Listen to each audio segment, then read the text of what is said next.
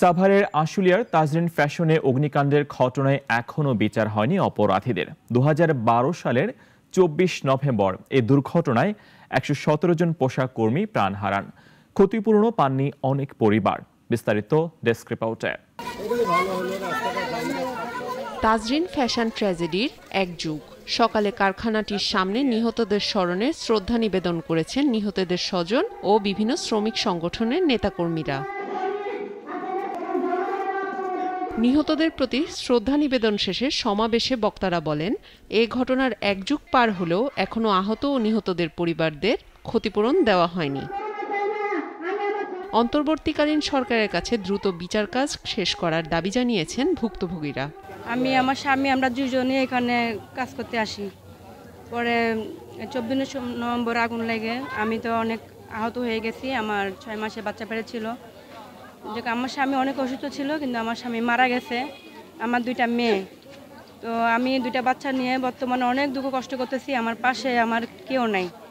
তো আমার 2 বাচ্চার আমার সরকারের কাছে একটা অনুরোধ যে আমাদের ক্ষতিপূরণের আমাদের একটা ব্যবস্থা করে নেওয়া হয়। 12 বছর পূর্ণ হলেও কিন্তু তাজিন শ্রমিকের আহত শ্রমিকদের ভাগ্যের কোনো উন্নত হয় নাই। আমরা চাই যে স্বৈরাচারী সরকার পতন হওয়ার পরে যে আমাদের তত্ত্বাবধায়ক সরকার এসছে, ডাক্তার ইউনূস স্যার, ওনার কাছে আমাদের আকুল আবেদন আমাদের ক্ষতিপূরণ এবং পুনর্বাসন এবং সুচিকিৎসার ব্যবস্থাটা যাতে দূরত্ব করে এবং এই 24 নভেম্বরের আগে যাতে নভেম্বরের মধ্যে যাতে করে আমরা বিশেষভাবে অনুরোধ জানাই। এবং পাশাপাশি আমরা চাই খুনি মালিকরে আউনেরা তো না তার দৃষ্টান্তমূলক শাস্তি দেওয়া হোক। দেখেন এক যুগ পার হয়ে গেছে, আমরা কোনো বিচারও পাই নাই, কোনো ক্ষতিপূরণও পাই নাই। তো আমরা চাই এই নতুন সরকারের কাছে আকুল আবেদন জানাই, নতুন সরকার সুদৃষ্টিতে তাকাবেন, অতি সত্ত্বে এই খুনি মালিকের বিচারের আওতায় আনবেন আর আমাদের ক্ষতিপূরণ দেওয়ার ব্যবস্থা করবেন। আমাদের পরিবারবর্গ সহ আমাদের চিকিৎসার দাবি জানাই, আমাদের যাতে পরিবারবর্গ সহ চিকিৎসা হয়।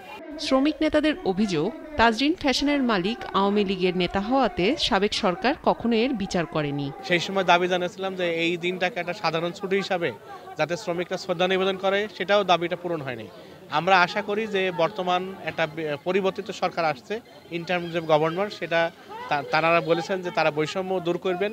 তা আমরা আশা করি যে তাজরিন গার্মেন্টসের এই শ্রমিকদের এই বৈষম্য দূর করে তাদের ক্ষতিপূরণ সুচিকিৎসা নিশ্চিত করবেন এবং খুনি যে দিল তার শাস্তি নিশ্চিত করবেন। পাশাপাশি আজকে সকল শ্রমিকদের শ্রদ্ধা নিবেদন করতে পারে তার জন্য সরকারিভাবে একটা ছুটি ঘোষণা করবেন।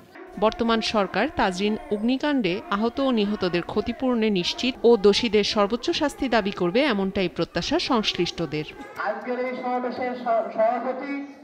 ডেস্ক রিপোর্ট, নাগরিক। Double million offer Walton fridge কিনে পেতে পারেন 20 লক্ষ টাকা, রয়েছে কোটি কোটি টাকার নিশ্চিত উপহার।